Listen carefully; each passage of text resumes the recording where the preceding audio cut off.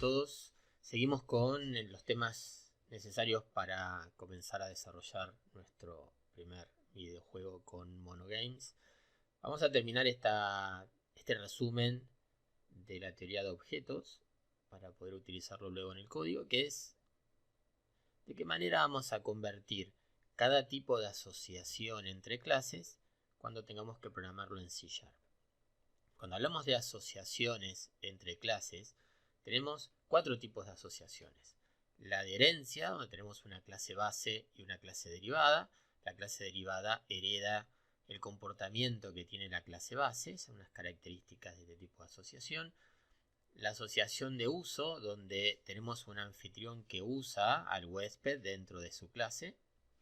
Y tenemos las relaciones de todo parte, donde una clase está compuesta por otras que la constituyen como parte. En el caso de las relaciones de todo parte tenemos 2 tipos de relaciones, la agregación y la composición. Vamos a decir que la composición es un tipo de agregación, con la única diferencia es que en la composición tenemos contención física. Y por otro lado la relación es mucho más rígida, lo que significa que al borrar el todo estamos obligados a borrar la parte. En cambio, en la asociación de agregación, si borramos el todo, la parte puede seguir viva y siendo utilizada por otras clases. A diferencia de la herencia, la flecha está indicando el tipo de navegabilidad. En esta asociación de uso lo que está diciendo es que el anfitrión está usando al huésped. En esta relación de todo parte lo que está diciendo es que el todo está usando a la parte. La flecha está indicando la navegabilidad.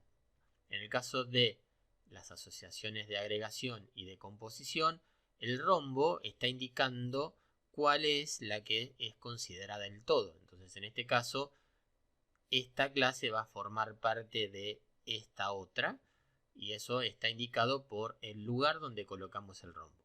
Lo que está indicando la flecha es cuál es la clase base.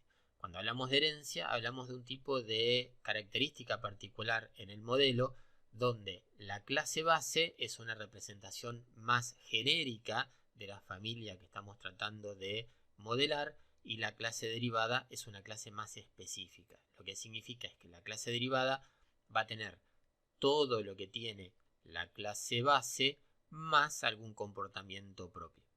Hay que tener en cuenta y considerar que en el caso de la herencia en C# solamente se permite herencia simple, lo que significa que una clase derivada puede tener solo y solo una clase base. Vamos a tratar de representar todos estos modelos que están hechos en UML en lenguaje C#. Pero bueno, antes de comenzar con esta transcripción del modelo a C#, vamos a repasar un tema que habíamos visto en el último video y en la última clase, que tiene que ver con el ámbito. Habíamos dicho que teníamos 2 tipos, en realidad son más, pero básicamente a este nivel, en una materia de primer año vamos a ver solamente 2, que es el público y el interno. El alcance o el ámbito define hasta dónde es visible la clase. Bueno, entonces, vamos a ver qué tiene que ver esto del alcance. El public tiene como un alcance más global, digamos que desde otros archivos nosotros podríamos tener acceso a esa clase. En el caso del internal tiene un carácter más privado y fuera del archivo no lo vamos a poder ver. Entonces, vamos a suponer que tenemos la clase persona y la clase domicilio, y en ambos casos no definimos el ámbito. Cuando no definimos el ámbito, la clase por defecto es considerada interna. Eso significa que yo puedo crear, por ejemplo, una propiedad de tipo domicilio, que vamos a llamar dom.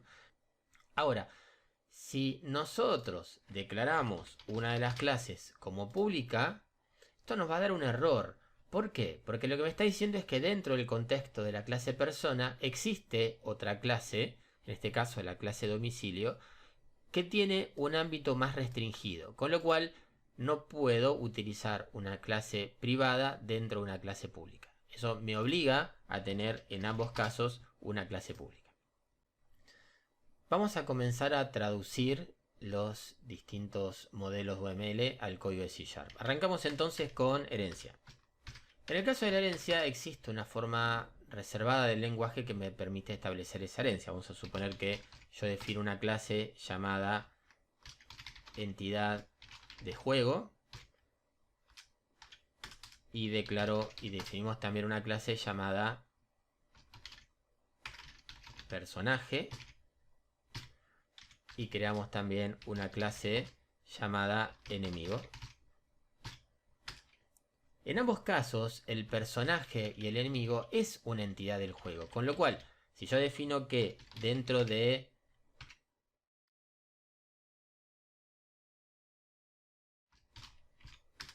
mis entidades todas están obligadas a tener coordenadas x, y,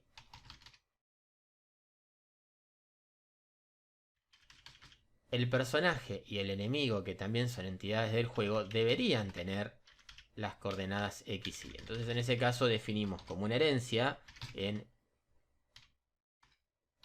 entidad de juego y tanto el enemigo como el personaje van a heredar ese comportamiento. ¿Qué significa esto? Que si yo creo una clase de tipo personaje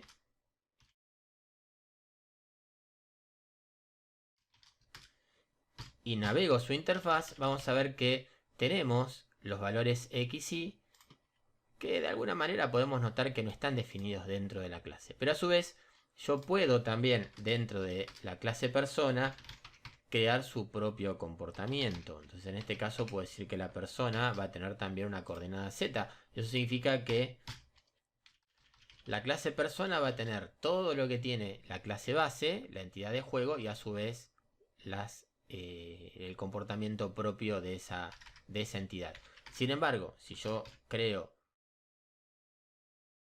una clase enemigo, vamos a notar que el enemigo no tiene ese comportamiento z. ¿Por qué? Porque solamente le pertenece a la clase persona. La clase persona es una clase más especializada en su diseño con respecto a la entidad de juego, y la clase enemigo simplemente reproduce lo que tiene la entidad de juego. En cada clase derivada yo voy a poder utilizar lo que tiene la clase base y a su vez voy a poder crear y programar comportamiento propio. De la misma manera, si en la clase base nosotros agregamos un comportamiento, agregamos un método, vamos a suponer que en este caso agregamos el método saltar, vamos a notar que todas las clases derivadas heredan ese método también. Siguiendo con el tema de herencia, vamos a ver que la clase base básicamente es una clase tal como cualquier otra. Entonces yo puedo puedo tomar esa clase base, vamos a suponer entidad de juego, y puedo crear una instancia de esa entidad de juego. Significa que dentro del código yo puedo trabajar con la entidad de juego de la misma manera que puedo trabajar con la clase personaje y la clase enemigo. Pero supongamos que nosotros no queremos que el programador utilice la clase base, sino que en realidad la clase base termina siendo una especie de modelo o molde que tomamos como referencia para poder crear cierta integridad en los modelos que se utilicen dentro del juego. No queremos que esa clase entidad pueda ser utilizada, sino que solamente se use como clase base, es decir, que el programador no pueda crear un objeto de esa clase entidad. A esa clase la definimos como abstracta. Al definir la clase como abstracta, no está permitido crear un objeto de esa clase. Significa que una clase abstracta no puede ser instanciada. Lo mismo podemos hacer con sus métodos. Nosotros podemos crear un método para que cualquier clase derivada lo utilice. Podemos crear un método que de alguna manera tiene el mismo sentido que la clase derivada lo puede utilizar, pero de alguna manera podemos indicar que sugerimos que, de ser necesario, la clase derivada lo pueda sobreescribir, es decir, que pueda modificar su implementación. En ese caso vamos a crear, supongamos, un método caminar. El método es exactamente igual a lo que hicimos hasta ahora, pero lo definimos como virtual. Al definirlo como virtual, cualquier clase creada que derive de la clase base va a poder utilizar el comportamiento de ese método. Eso significa que dentro de mi clase enemigo, yo voy a tener el método caminar. Pero, como está declarado como virtual, lo que le estoy diciendo es, bueno, si querés modificar su implementación, lo podés hacer sin ningún tipo de problema. Vamos a suponer que esta clase tiene el método caminar, y vamos a suponer que esta es la implementación del método caminar. Cuando yo ejecute el método caminar de este enemigo y lo corramos dentro del código, vamos a ver que va a implementar el mismo comportamiento. O sea, va a decir que está caminando. Vamos a ponerle el readline para que se pueda ver mejor. Y ahí tenemos la implementación. Pero yo podría, desde la clase enemigo, por ejemplo, sobreescribirlo. Para poder sobreescribir un método de la clase base, vamos a usar la palabra reservada override. El override me va a indicar qué método puedo sobreescribir. Esto lo vamos a cambiar ahora. Después vamos a ver qué significan estas palabras. Por ahora vamos a modificar la implementación. Y cambiar la implementación significa programar el cuerpo del método con un código distinto. ¿Distinto a qué? Distinto al código de la clase base. Entonces ahora, si nosotros volvemos a correr el código, vamos a ver que la implementación del método es totalmente diferente. Cuando nosotros trabajamos con clases bases y clases derivadas, tenemos que recordar dos cosas. Primero, que la clase derivada hereda el comportamiento de la clase base. Y por otro lado, tenemos que tener en cuenta que es muy importante que los constructores de las clases no se derivan, o sea, no se heredan. Con lo cual, la clase derivada no va a heredar el constructor de la clase base. ¿Qué pasa cuando yo desde la clase derivada quiero llamar al constructor de la clase base? La manera como podemos lograr eso son dos distintas. Tenemos diferencias en función de cuál es el método de la clase base al cual quiero llamar. Nosotros vamos a ver que dentro de C# tenemos dos palabras reservadas o pseudo clases. La palabra reservada this y la palabra reservada days. La palabra reservada this hace referencia a él mismo, digamos, al contenedor. En este caso, si estoy parado en este lugar, el this está haciendo referencia a la clase enemigo. La clase base hace referencia a su clase base, es decir, a su clase superior. Entonces, si desde la clase derivada quiero llamar a un método de la clase base, voy a poner la palabra reservada base y después le voy a indicar cuál es el método que quiero implementar. En este caso, lo que voy a estar haciendo es llamando al método caminar de la clase base y después ejecutando la implementación propia de la clase enemigo. Fíjense cuál es el resultado. Vamos a tener la implementación de la clase base y además la implementación de la clase enemigo. Pero eso funciona cuando los métodos no son constructores. Cuando el método que quiero llamar de la clase base es un constructor, la forma de implementarlo es totalmente diferente. Vamos a suponer que nosotros creamos un constructor de la clase enemigo. Aquí tenemos creado el constructor. Y si yo quiero llamar al constructor de la clase enemigo, no voy a hacer base punto y buscar el constructor, porque fíjense que el constructor no está. La manera de llamar al constructor es escribiendo dos puntos y ponemos la palabra reservada base.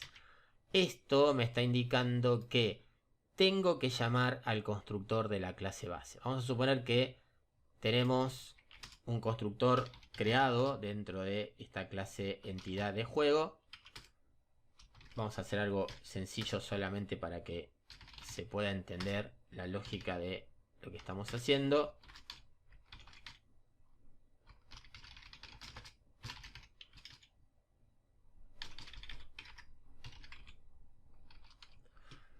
Y desde acá le vamos a decir que llame a la clase base. Esto va a llamar al constructor y después de llamar al constructor va a ejecutar el constructor de su propia clase.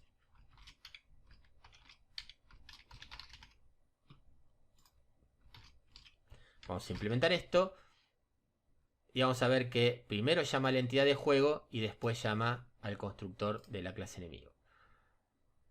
¿Qué pasa con el this? Bueno, el this hace referencia a sí mismo. Entonces, si por ejemplo yo tuviese una propiedad llamada puntos, vamos a suponer que en el caso del enemigo fuese energía, y desde algún método yo quiero llamar a esa propiedad, lo que puedo hacer es, para indicar que la propiedad a la cual yo quiero acceder es una propiedad que está dentro de esa clase enemigo, uso la palabra reservada this. Al poner punto, puedo navegar toda la interfaz de la clase enemigo y en este caso puedo buscar la propiedad particular que yo quiero utilizar. Entonces tenemos la clase reservada base que apunta a la clase base y la clase reservada this que está llamando a la clase contenedor.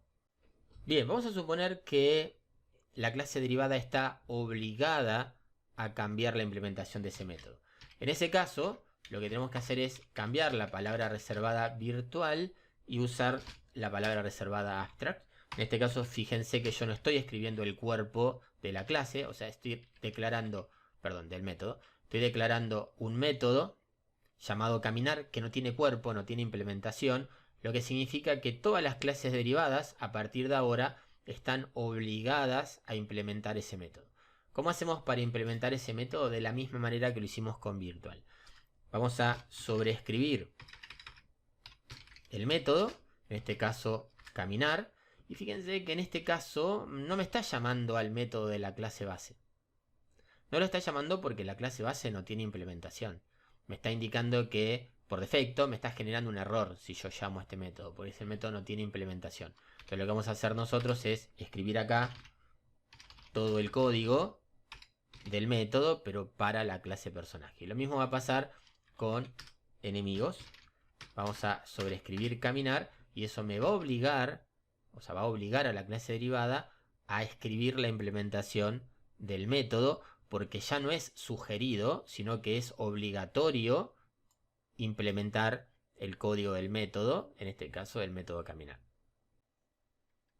Bien, sigamos avanzando y veamos ahora cómo hacer una asociación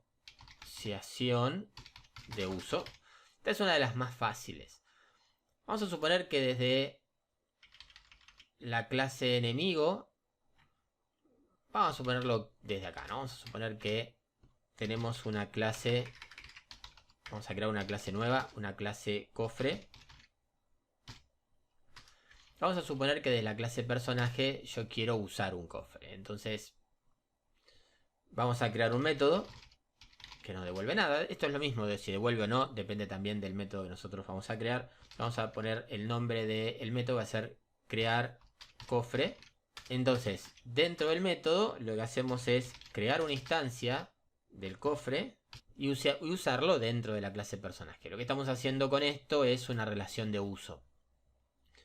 En algunos casos también podríamos entender la relación de uso como si lo estuviese representando como una propiedad. Entonces yo podría crear una clase cofre que se va a llamar cofre.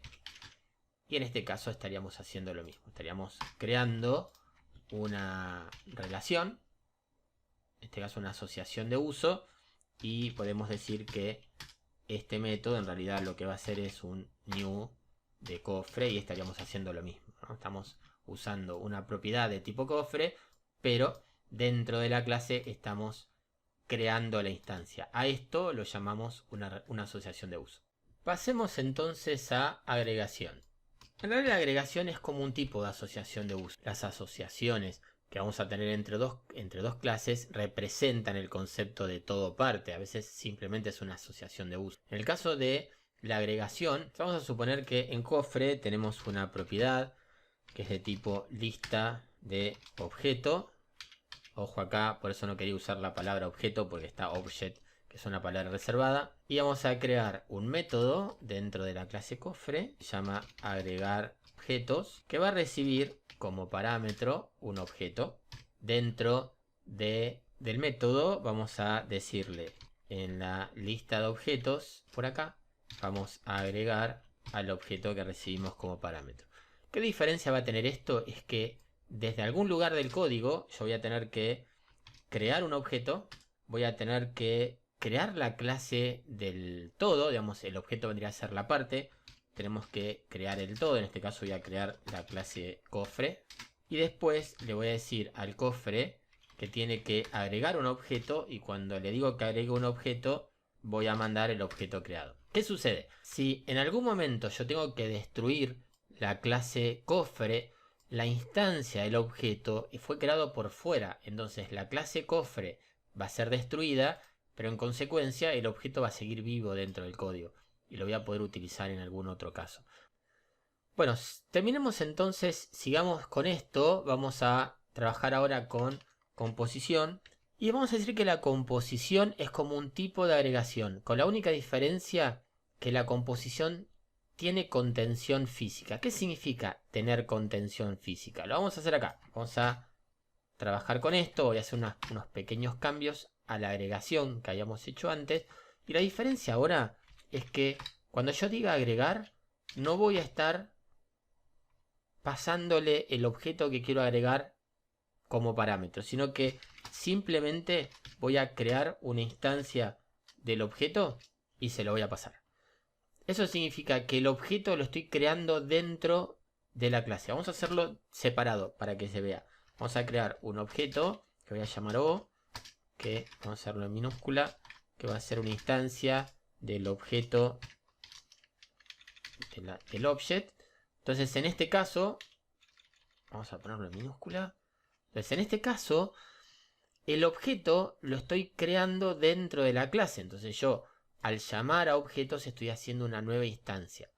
¿Por qué tenemos contención física? Porque el objeto está creado dentro de la clase. Al momento de destruir la clase cofre, voy a estar destruyendo también la instancia que está contenida. Entonces esa es la diferencia entre la agregación y la composición. En este caso, cuando tenemos contención física, estamos programando una composición. Así que bueno, eso es todo. Ya hemos hecho la traducción de los distintos modelos de UML a C#. Y en el próximo video vamos a empezar a trabajar con nuestro primer diseño de un videojuego usando MonoGame.